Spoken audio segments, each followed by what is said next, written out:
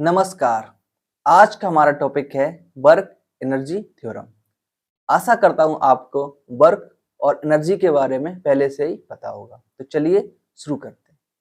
मान लीजिए हमारे पास कोई मास m की बॉडी है जिस पर F1, F2, F3 जैसे बहुत सारे फोर्सेस अप्लाई हो रहे हैं, जिसकी वजह से हमारी बॉडी पोजीशन A से पोजीशन B मूव करती है। इस सिचुएशन में बॉडी कुछ डिस्प्लेस भी होती है और इसी दौरान बॉडी की वेलोसिटी में भी कुछ चेंज आता है, राइट। तो हमने इसको लिखा है वेलोसिटी b से b प्लस dv तक पहुंच जाती है और डिस्प्लेसमेंट ds हो जाता है। तो ठीक है, आइए आगे समझते हैं। अब देखिए, फोर्स क्या है? एक वेक्टर क्वांटिटी है। इसका मतलब ये है कि अगर बॉडी पे बहुत सारे फोर्सेस लग रहे हैं तो उसका जो एफ नेट होगा, यानी कि जो नेट फोर्स होगा, वो सारे ही फोर्सेस का वेक्टर सम होगा। क्लियर है? तो इस सिचुएशन में हमारे पास जो बॉडी का एफ नेट होगा वो क्या होगा? Vector sum of all other forces, right.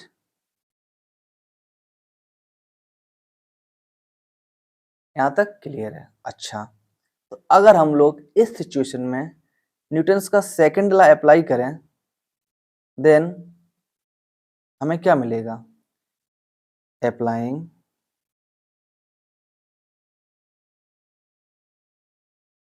Second law of motion.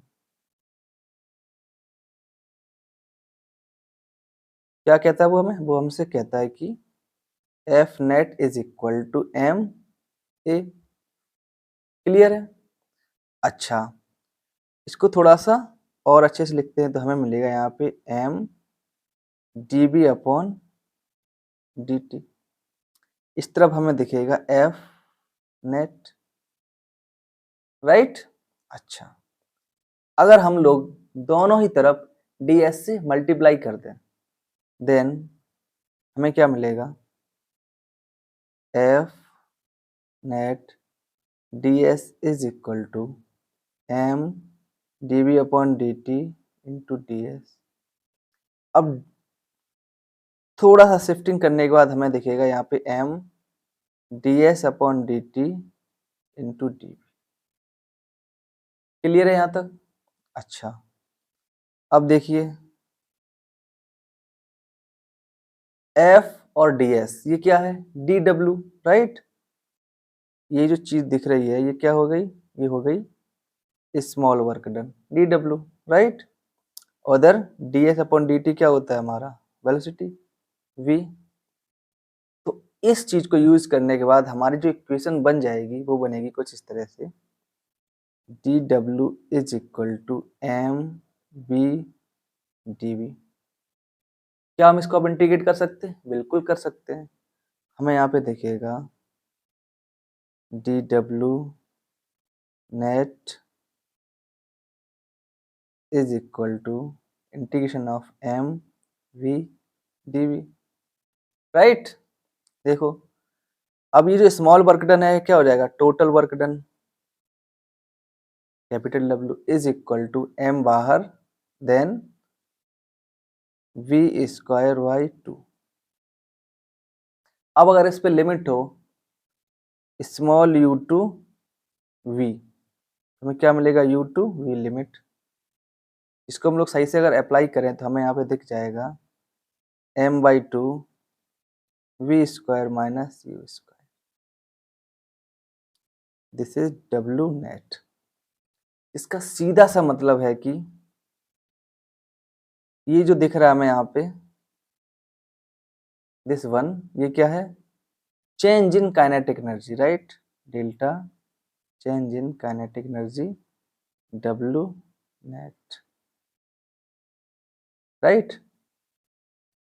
Clear है यहाँ पे? तो यहाँ पे जो डब्ल्यू नेट आया क्या है? Work done by net forces, right.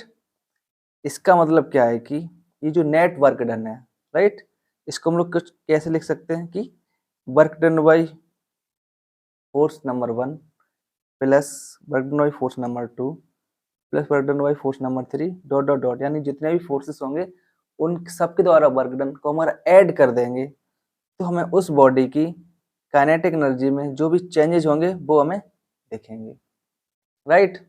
अच्छा, यानी कि हमारे पास कितने फोर्सेस हैं, इन सबका हम सारा ही वर्क डन मिला दें तो हमें क्या दिखेगा, जो उसकी काइनेटिक एनर्जी चेंज हो रही है उसमें क्या चेंज है वो हमारा बताएगा वर्क डन, राइट।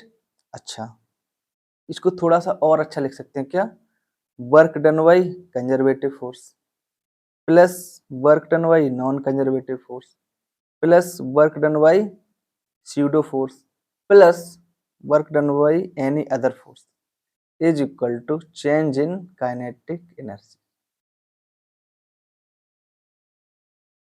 इसको आप याद रखिएगा, ये जो इक्वेशन है ना बार बार यूज होगी। अच्छा, अब इतनी इंपॉर्टेंट क्यों है, देखिए नॉर्मली वर्क डन हम लोग कैसे निकालते हैं, हम लोग निकालते हैं dw is equal to F dot D S. Work done निकालना है, इसको करेंगे इंटीग्रेशन। अब यहाँ पे ये इंटीग्रेशन है और इस तरफ क्या है, सिर्फ चेंज इन काइनेटिक एनर्जी, जिसमें हमें सिर्फ इनिशियल काइनेटिक एनर्जी और फाइनल काइनेटिक एनर्जी निकालनी होगी, सिर्फ और सिर्फ इनिशियल वेलोसिटी और फाइनल वेलोसिटी को पता करने के बाद, राइट। अच्छा, वहीं एफ डॉट डी एस में कर कई बार हमारा जो फोर्स है क्या हो सकता है, वेरिएबल हो सकता है, या फिर एफ डॉट डी एस क्या हो सकता है, कॉम्प्लिकेटेड हो सकता है। उस सिचुएशन में हमें इंटीग्रेशन करना काफी डिफिकल्ट हो सकता है या फिर एक लेंदी प्रोसीजर हो सकता है।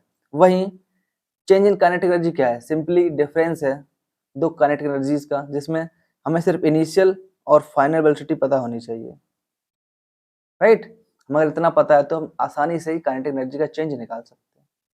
तो कहीं हम इसको ऐसे समझें कि जो वर्क एनर्जी थ्योरम है वो क्या कर रही है, हमारी कैलकुलेशन काफी इजी कर दे रही है, और स्पेशली उन सिचुएशंस में जिसमें फोर्स वेरिएबल है या फिर एफ डॉट डी एस एक कॉम्प्लिकेटेड चीज बन रही है जिसका इंटीग्रेशन करना थोड़ा सा लेंदी या फिर डिफिकल्ट है, राइट।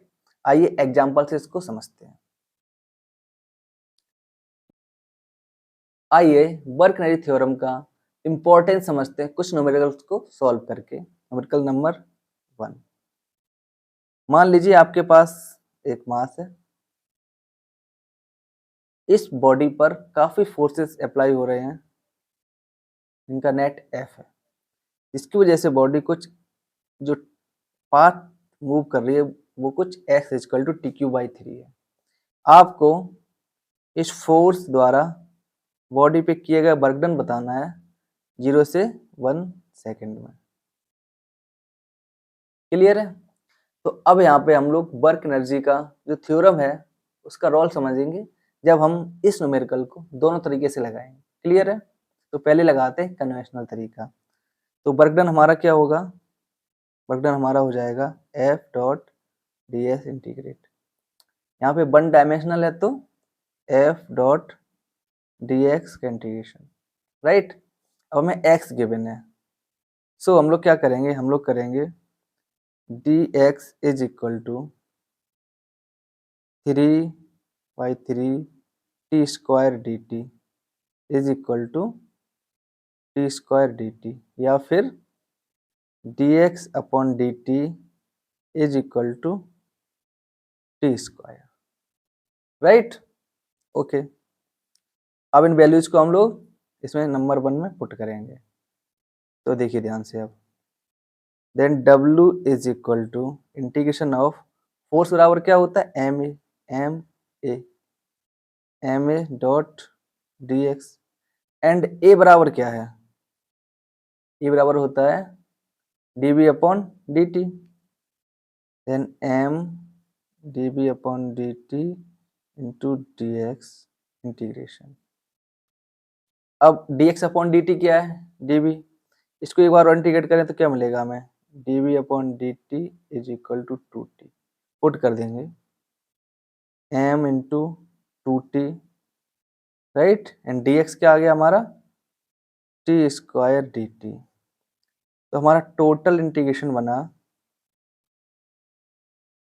2m t क्यूब dt, here w। So now W is equal to 2m बाहर कांस्टेंट है, टी क्यूब का इंटीग्रेशन क्या मिलेगा, टी की पावर 4 डिवाइड बाई 4, राइट। जो निकल के आ रहा है कुछ m बाई 2 टी की पावर 4, लिमिट क्या है 0 से लेके 1, पुट करें हमें क्या मिल जाएगा, हमें वर्क डन मिल जाएगा m बाई 2, ठीक। थोड़ा लंबा प्रोसीजर रहा। अब हम लोग लगाते हैं अपना दूसरा method by work energy theorem now, right. X बराबर हमें क्या दिया गया था, हमें दिखा था टी क्यूब बाई 3, इसका मतलब है D x upon D T is equal to V is equal to क्या आ जाएगा 3 T square by 3 is equal to T square, clear है। अच्छा, तो u क्या हो जाएगा 0 पे, इसमें t इक्वल टू 0 पुट करें 0, v 1 क्या मिलेगा हमें 1, राइट।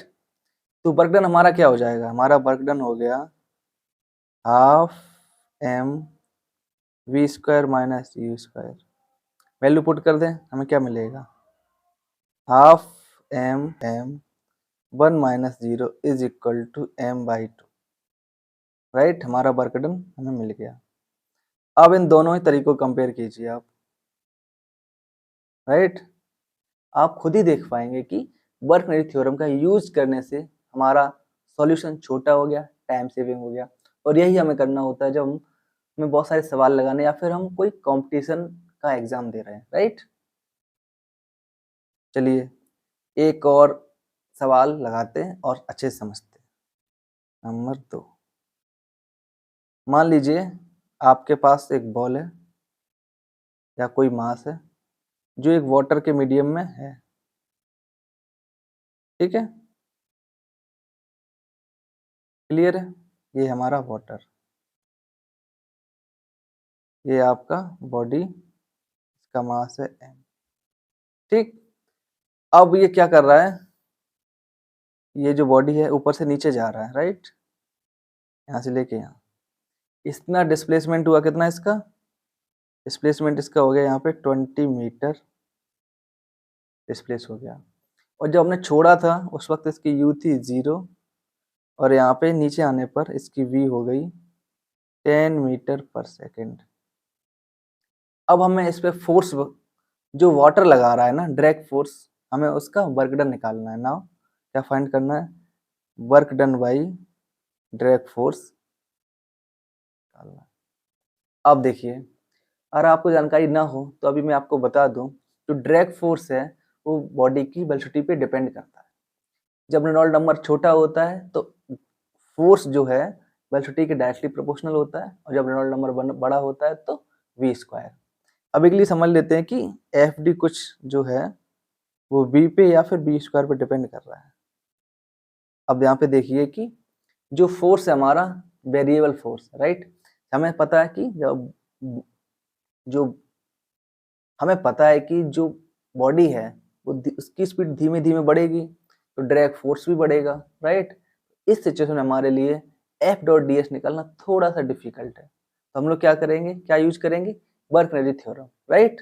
देखिए देखेंगे उससे ये सवाल कितना सिंपल हो जाता है। अब ध्यान से देखिए, हमारे पास स्टार्टिंग स्पीड है, हमारे पास फाइनल स्पीड है, हमारे पास एक डिस्प्लेसमेंट है, राइट। अच्छा, अब ये जो बॉडी है इस पे कितने फोर्स अप्लाई हो रहे हैं, दो, क्या क्या, देखो हमारे पास ये जो बॉडी है इस पे एक लग रहा है ग्रेविटेशनल फोर्स, ठीक, mg। दूसरा लग रहा है ड्रैग फोर्स जो वाटर के द्वारा है, हमें इसके द्वारा वर्क डन क्या हुआ निकालना है। अभी अभी जो हमने थ्योरम पढ़ी है वो क्या बोलती है, वो बोलती है कि work done by all the forces is equal to net change in kinetic energy. So क्या है, W1 plus W2 is equal to change in kinetic energy. W1 मतलब एक फोर्स के द्वारा किया गया वर्क डन, W2 मतलब दूसरे फोर्स के द्वारा दिया गया वर्क डन। चलिए शुरू करते हैं। अब पहला फोर्स मान लेते हैं इस mg को, दूसरा मान लेते हैं ड्रैग को, ठीक। तो work done by gravitational force क्या हो जाएगा, देखो mg फोर्स लग रहा है, h डिस्टेंस नीचे आई है, h कितनी दी हुई है यहाँ पे, h दी हुई है 20 मीटर, राइट। सो mgh क्या हो जाए, यहाँ पे लिखेंगे हम लोग mgh, दूसरा हमें पता नहीं है तो हमने लिख दिया F D work done is equal to change in kinetic energy, यानी कि half M V square minus U square. Value सारी पुट कर दे, हमें क्या दिख रहा है, यहाँ पे दिख रहा है हमें M G 20 plus W F D is equal to half M 10 का स्क्वायर माइनस 0 का स्क्वायर, राइट। क्या मिल जाएगा हमें यहाँ पे 50m, ये क्या मिल गया हमें यहाँ पे, जी की वैल्यू 10 मान लें तो 200m plus work done by F. Now W F is equal to 50m minus 200m is equal to minus 150m, right. हमें यहाँ पे डायरेक्ट फोर्स के द्वारा किया गया वर्क डन बहुत ही आसानी से मिल गया, जो कि नेगेटिव आ रहा है। और बात भी सही है, कैसे, बॉडी जा रही है ऊपर से नीचे, डायरेक्ट फोर्स लग रहा है ऊपर, यानी कि फोर्स के अपोजिट डायरेक्शन में, तो जिसका सीधा सा मतलब है कि वर्क डन क्या होना चाहिए, नेगेटिव, राइट, क्योंकि फोर्स और डिस्प्लेसमेंट अपोजिट डायरेक्शन में है, राइट। अच्छा देखिए, इस न्यूमेरिकल में वर्क एनर्जी थ्योरम यूज करने से न्यूमेरिकल बहुत ही ज्यादा आसान हो गया। यही न्यूमेरिकल अगर हमने सॉल्व किया होता एफ डॉट डी एस लगा के तो मेरे लिए काफी कॉम्प्लिकेटेड होता, राइट, क्योंकि उस सिचुएशन में हमें फोर्स भी नहीं पता एग्जैक्टली, वो वेलोसिटी पे किस तरह से डिपेंड कर रहा है। तो आप देख सकते हैं कि वर्क एनर्जी थ्योरम कितनी ही यूजफुल टूल है हमारे लिए जब भी हम इस तरह के न्यूमेरिकल सॉल्व करेंगे। आशा करता हूँ ये वीडियो आपको अच्छा लगा होगा, तो प्लीज़ वीडियो को लाइक और चैनल को सब्सक्राइब जरूर करें। Thank you and have a nice day.